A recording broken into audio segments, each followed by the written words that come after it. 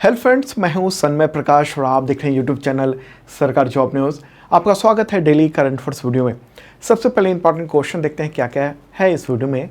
तो किस राज्य में निपाह वायरस वापस लौटा है और उसी वजह से मौतें हो गई हैं, सरकार ने अलर्ट जारी किया है। बड़ा ही खतरनाक ये निपाह वायरस होता है, इस बारे में डिटेल बताएंगे आपको। जहाँ भी ये जाता है हड़कंप मच जाता है वहाँ पर। संसद का विशेष सत्र 18 से 22 सितंबर तक होने जा रहा है। तो क्या होता है विशेष सत्र, इस बारे में डिटेल बात करेंगे। एयरफोर्स चीफ ने स्पेन में कौन सा ट्रांसपोर्ट एयरक्राफ्ट रिसीव किया है। तो अब ये एयरक्राफ्ट इंडियन एयरफोर्स के बेड़े में आ जाएगा। पिछले महीने यानी अगस्त में देश में खुदरा महंगाई दर कितनी रही है। गुजरात विधानसभा में नेशनल ई विधान एप्लीकेशन का लोकार्पण किया गया है, किसने किया। और आदित्य एल1 के बारे में भी जानेंगे, जिसने अपनी सेल्फी ली है। और भी कई टॉपिक हैं, सब पर बात करेंगे दोस्तों। तो शुरू करते हैं। और हाँ, एक इन्फॉर्मेशन, 17 सितंबर की सुबह 11 बजे यानी संडे को हम लोग मैराथन वीडियो ला रहे हैं। जनवरी से लेकर सितंबर तक का अब तक का टोटल करंट अफेयर्स होगा। MCQ के ज़रिए आपको बताएंगे, आपके तमाम एग्जामिनेशन में काम आएगा, देखिएगा ज़रूर। 17 सितंबर यानी संडे की सुबह 11 बजे। इस वीडियो के डिस्क्रिप्शन में मैंने उसका लिंक दे दिया है वीडियो का, आप रिमाइंडर लगा सकते हैं। तो शुरू करते हैं। और पहला क्वेश्चन, किस राज्य में खतरनाक निपाह वायरस से 2 लोगों की मौत हो गई और इसके बाद अलर्ट जारी हुआ है। आंसर है केरल। केरल में ये मामला आया है, वहाँ आउटब्रेक हुआ है निपाह वायरस का। केरल में कहाँ पर, तो कोझिकोड में निपाह वायरस के मामले आए हैं, 2 लोगों की मौत हुई है। और इसके अलावा केरल में ही 5 और मरीज मिले हैं वहाँ पर, और भी बताया जा रहा है कि संख्या बढ़ सकती है इसकी।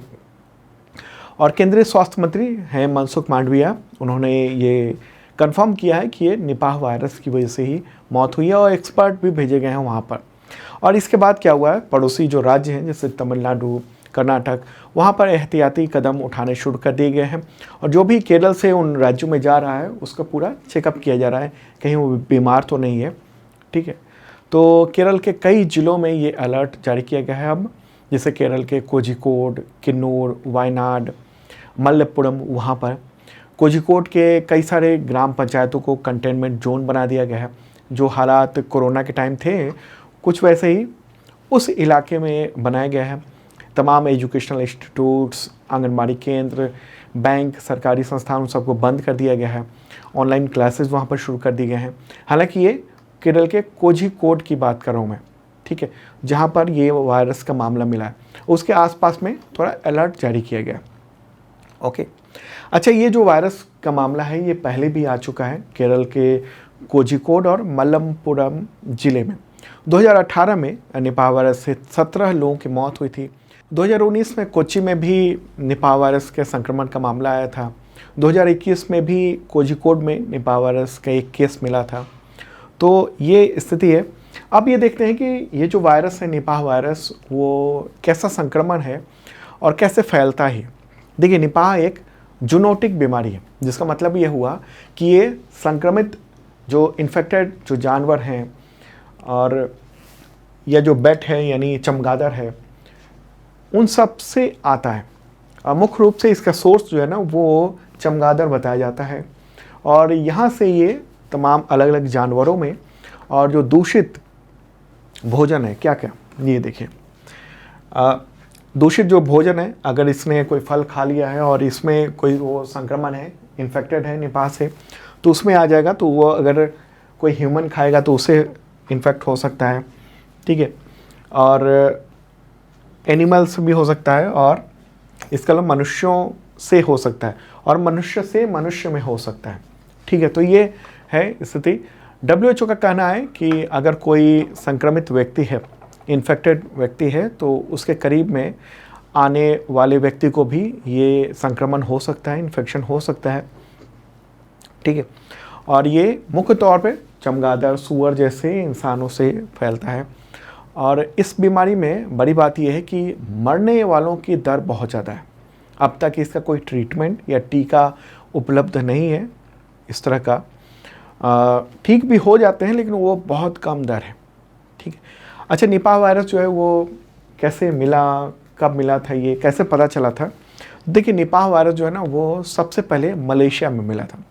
25 साल पहले की बात है। WHO का कहना है कि 1998 में मलेशिया के सुंगई निपाह गांव में तो वो पहली बार वो वायरस मिला था।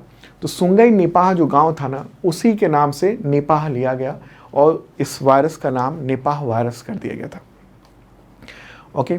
और उस वक्त सूअर पालने वाले जो किसान थे वहाँ पर, उन किसानों में ये मिला था इन्फेक्शन। और फिर पालतू जानवर, कुत्ते, बिल्ली, बकरी, घोड़े, इन सब में भी इन्फेक्शन के मामले सामने आए थे।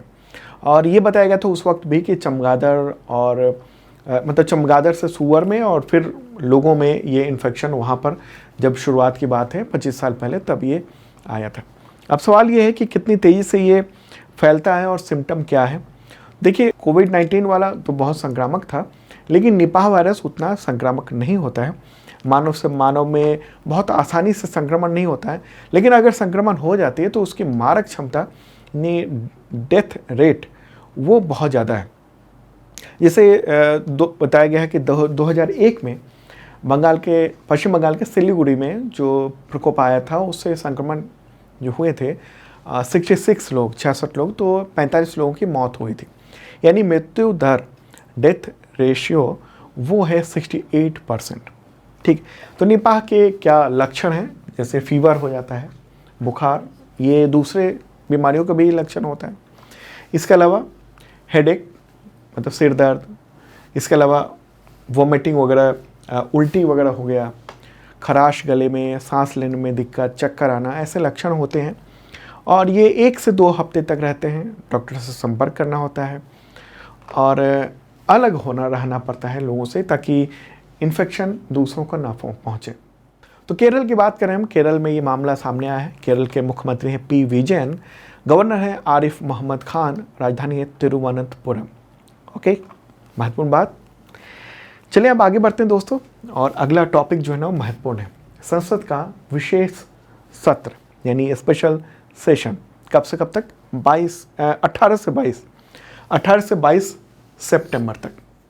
राज्यसभा की ओर से ये कहा गया है कि जो संसदीय इतिहास है पिछले 75 सालों का, उसकी उपलब्धियों, उन सब चीज़ों पर चर्चा की जाएगी। इसके अलावा कुछ बिल भी पेश किए जाएंगे, विधेयक भी पेश किए जाएंगे संसद में। ठीक है। और उससे पहले यानी शुरू होने से पहले 18 से पहले यानी 17 तारीख को संसद भवन में प्राइम मिनिस्टर नरेंद्र मोदी राष्ट्रीय ध्वज फहराएंगे। और ध्वजारोहण के बाद ही वहाँ संसद में कामकाज शुरू हो सकेगा, क्योंकि देश के फ्लैग कोड के अनुसार किसी भी सरकारी इमारत को राष्ट्रीय ध्वज फहराने के बाद ये दर्जा मिलता है उसको। ठीक है। अब सवाल है कौन कौन से विधेयक पेश किए जाएंगे। तो विधेयक ये हैं, 4 विधेयक के बारे में बताया गया है बिल के बारे में। पोस्ट ऑफिस बिल 2023, और ये लोकसभा और राज्यसभा दोनों में पेश होगा। इसके अलावा है मुख्य चुनाव आयुक्त और अन्य चुनाव आयुक्त की नियुक्ति से जुड़ा बिल, जो लोकसभा और राज्यसभा दोनों में पेश होगा। इसके अलावा है एडवोकेट्स अमेंडमेंट बिल 2023, ये केवल लोकसभा में पेश होगा, राज्यसभा में पास हो चुका है पहले ही। और है press and registration of periodicals bill 2023, ये लोकसभा में पेश होगा। अब सवाल होगा कि संविधान में संसदीय सत्र बुलाने के नियम क्या है। देखिए, संविधान के अनुच्छेद 85 में संसदीय सत्र बुलाने का जिक्र है, और आमतौर पर संसद में 3 बार सेशन यानी सत्र बुलाए जाने की परंपरा है। एक है बजट सेशन, जो कि जनवरी के अंत में शुरू होकर अप्रैल के अंत में या मई के पहले सप्ताह तक चलता है। दूसरा होता है मानसून सत्र, जो जुलाई से शुरू होकर अगस्त तक चलता है। और तीसरा है विंटर सेशन यानी शीतकालीन सत्र, जो नवंबर से दिसंबर तक आयोजित किया जाता है। अब सवाल है कि ये विशेष सत्र की बात हो रही है, हम वो आयोजित हो रहा है उन तीनों से अलग, तो क्या है? देखिए, संविधान में विशेष सत्र जैसे शब्द का इस्तेमाल नहीं किया गया, लेकिन संविधान के अनुच्छेद 85 के मुताबिक राष्ट्रपति कभी भी सत्र बुला सकते हैं। रेगुलर सेशन या फिर विशेष स्पेशल सेशन, दोनों ही सत्र को बुलाने की प्रक्रिया एक जैसी होती है। सत्र बुलाने यानी सेशन बुलाने का अधिकार सरकार के पास होता है, यानी सरकार प्रस्ताव राष्ट्रपति को भेजती है और राष्ट्रपति ओके कर देते हैं, और सरकार ही तय करती है कि कब सदन को बुलाना है, सेशन आयोजित करना है। ठीक है। और संविधान के अनुच्छेद 85(2)(a) इसके मुताबिक राष्ट्रपति संसद का सत्र कभी भी और कहीं भी बुला सकते हैं। ये भी इम्पोर्टेंट बात है। यानी संसद की बैठक जरूरी नहीं है कि संसद भवन में ही हो, विशेष समय पर कहीं और भी आयोजित की जा सकती है। और ये प्रावधान आमतौर पर युद्ध या प्राकृतिक आपदा जैसी स्थिति को देखते हुए इस नियम को रखा गया है। बाकी नियम जो है वो सत्र की तरह ही होते हैं। तो विशेष सत्र का मामला ये है, मतलब विशेष सत्र नाम से ऐसा कुछ है नहीं, लेकिन कभी भी बुलाया जा सकता है। अब उसको नाम विशेष सत्र दे दिया गया है। ठीक। और एक और बात है कि 2 सत्रों के बीच में 6 महीने से ज़्यादा का गैप नहीं रह सकता है। ओके, तो ये कुछ इंपॉर्टेंट बातें रहीं। जो ये अपना संसद है, ये पुराना संसद भवन है और ये नया संसद भवन है। और संसद 3 चीज़ों से मिलकर बनते हैं। एक है राष्ट्रपति, दूसरा लोकसभा और तीसरा राज्यसभा, वो होता है संसद। ठीक है, तो विशेष सत्र है, उसके बारे में आपने जाना, महत्वपूर्ण बातें थी। अब जब ये सत्र आयोजित किया जाएगा तब इसके बारे में और डिटेल आपको बताएंगे, जो भी घटनाएं होंगी इससे संबंधित उसके बारे में। चलिए दोस्तों आगे बढ़ते हैं। और हाँ, इसका PDF इस वीडियो का अवेलेबल है हिंदी और इंग्लिश दोनों लैंग्वेज में। इस वीडियो के डिस्क्रिप्शन में आप चेक कर लेना, डाउनलोड कर सकते हैं आप। और एक मेंबरशिप प्लान भी है 1 ईयर का। अगर आप एग्जामिनेशन के करंट अफेयर्स की तैयारी करते हैं तो वो शानदार हो सकती है तैयारी। यहाँ पर 1 ईयर का ये मेंबरशिप प्लान है। इसके ज़रिए आपको अगले 365 दिनों तक PDF मिलता है करंट अफेयर्स का, वीकली, मंथली, क्वार्टरली, ईयरली। और वो भी कई तरीके के, 1 liner, MCQ notes, detail, video का लिंक भी होता है वहाँ पर। और इसी के ज़रिए फ्री में इतने तरह के examination test series, mock test सब कुछ होते हैं। देखिएगा जरूर इस वीडियो के डिस्क्रिप्शन में। ओके, बहुत मामूली सी रकम है इस मेंबरशिप प्लान की, छूट भी चल रही है। अगला क्वेश्चन लेते हैं। नेक्स्ट क्वेश्चन, किस देश में आयोजित युद्धाभ्यास यानी मिलिट्री एक्सरसाइज ब्राइट स्टार 23 में इंडियन एयरफोर्स, इंडियन आर्मी और इंडियन नेवी ने हिस्सा लिया है? आंसर का मिस्र। ये मिस्र में आयोजित किया गया है और वहाँ पर तीनों सेनाओं की तरफ से पार्टिसिपेशन किया गया। और ये 16 सितंबर तक ये आयोजित है, 21 दिनों का है लगभग। और ये मल्टीनेशनल ट्राई सर्विस अभ्यास है, मतलब ढेर सारे देश इसमें हिस्सा ले रहे हैं। 34 देश इसमें पार्टिसिपेट कर रहे हैं। और भारत ने पहली बार इस ट्राई सर्विस एक्सरसाइज में हिस्सा लिया है। ये जो ब्राइट स्टार 23 की बात हो रही है।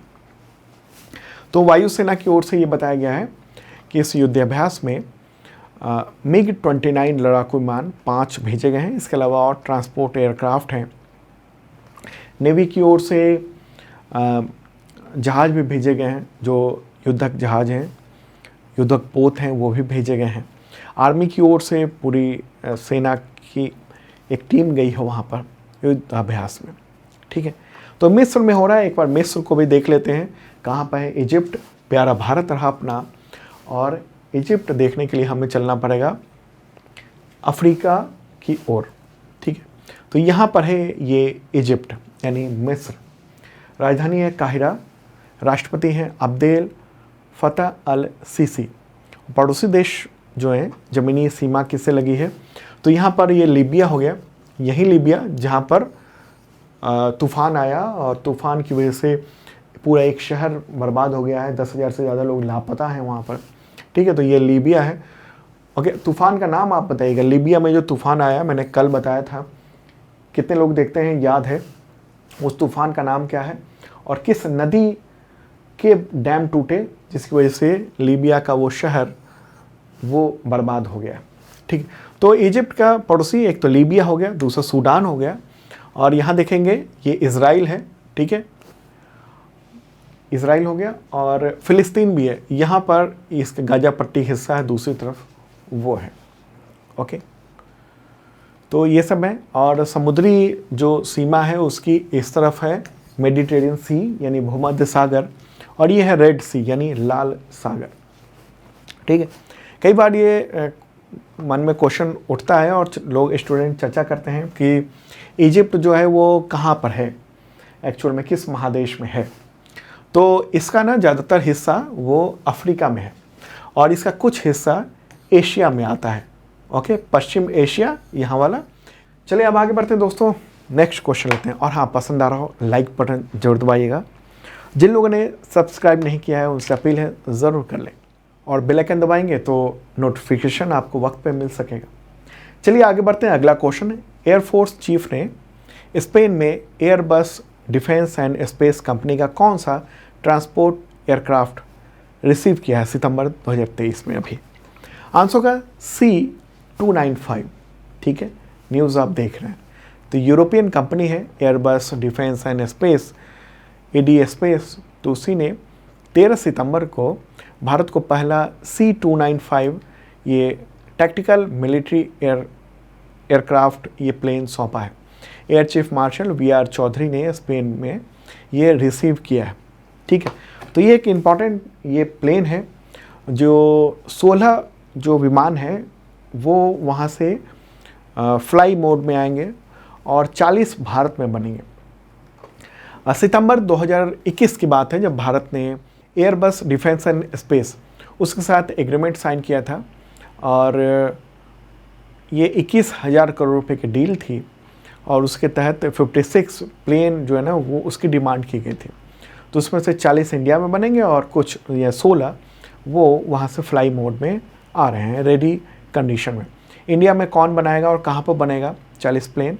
तो गुजरात के वडोदरा में टाटा एडवांस सिस्टम वो बनाएगी ये एयरक्राफ्ट। और ये जो ट्रांसपोर्ट एयरक्राफ्ट है ना वो इंडियन एयरफोर्स में पुराने एवरो एयरक्राफ्ट की जगह लेगा, और ये मीडियम टैक्टिकल ट्रांसपोर्ट एयरक्राफ्ट है, और ये बहुत इंपॉर्टेंट है और आधुनिक भी है, क्योंकि आप ये देख रहे हैं ये जब उड़ रहा होगा तो एक साथ सैटेलाइट से तमाम जो छोटे जहाज़ हैं, हेलीकॉप्टर हैं, शिप हैं नेवी के, ठीक है, अंदर जो यहाँ ये पनडुब्बियाँ हैं यानी सबमरीन है, उन सब से कनेक्टेड रहेगा।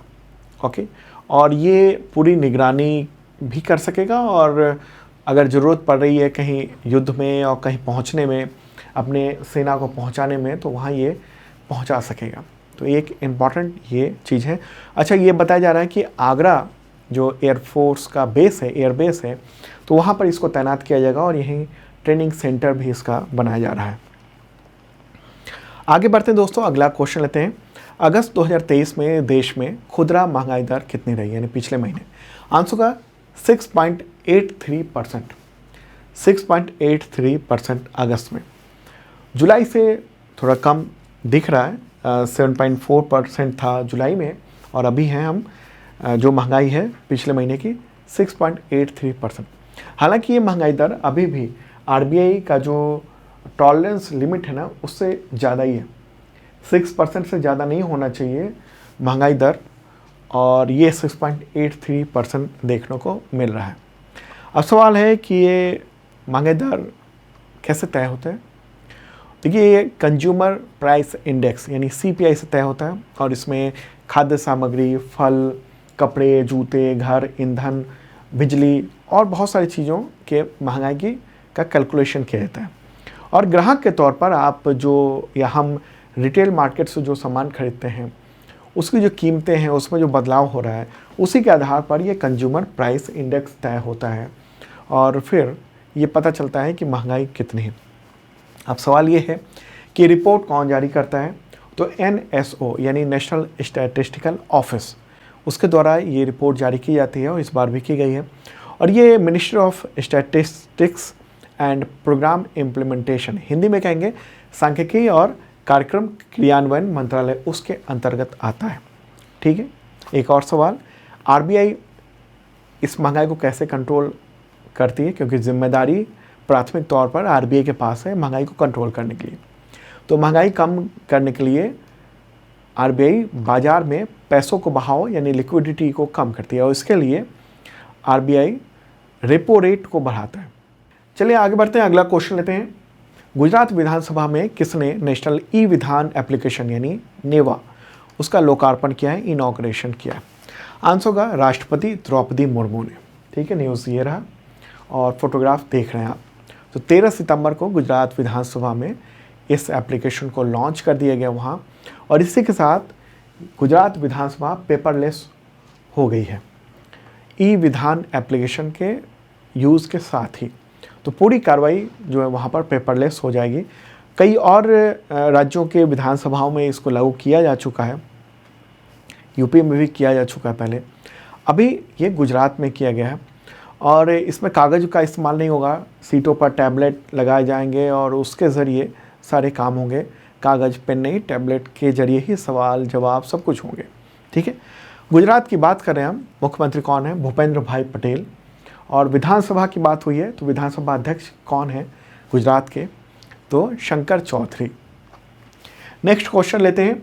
दिल्ली में सितंबर 2023 में आयोजित किसानों के अधिकार पर 4 दिवसीय वैश्विक संगोष्ठी, तो इसका उद्घाटन किसने किया?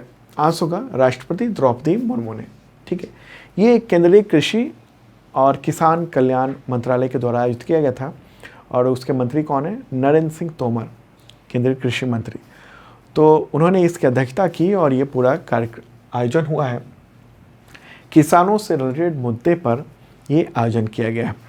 ठीक है, अंतर्राष्ट्रीय तरह का ये सिंपोजियम था, यानी संगोष्ठी थी। अगला क्वेश्चन लेते हैं। भारत में इंजीनियर्स डे कब मनाया जाता है? आंसर होगा 15 सितंबर को। किन की याद में मनाया जाता है?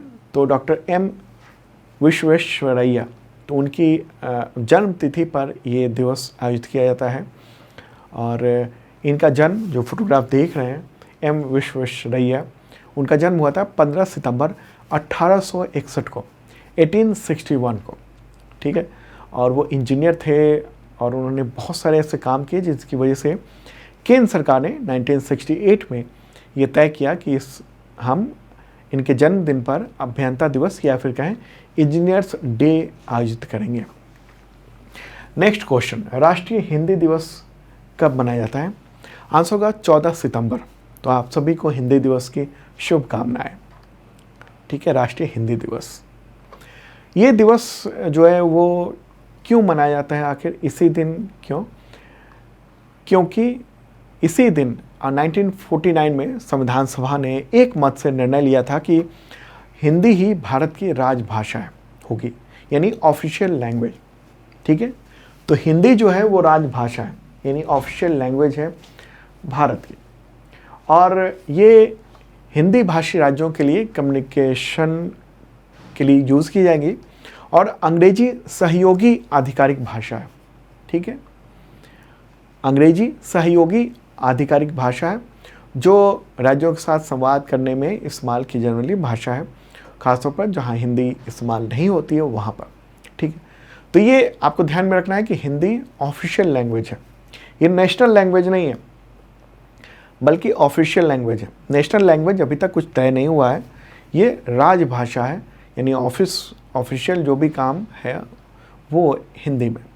अच्छा, इसके अलावा एक और ध्यान रखिएगा, ये तो राष्ट्रीय हिंदी दिवस है और एक आयोजित होता है वर्ल्ड हिंदी डे, यानी विश्व हिंदी दिवस, वो आयोजित किया जाता है 10 जनवरी को। ठीक है, और राष्ट्रीय हिंदी दिवस वो होता है 14 सितंबर को।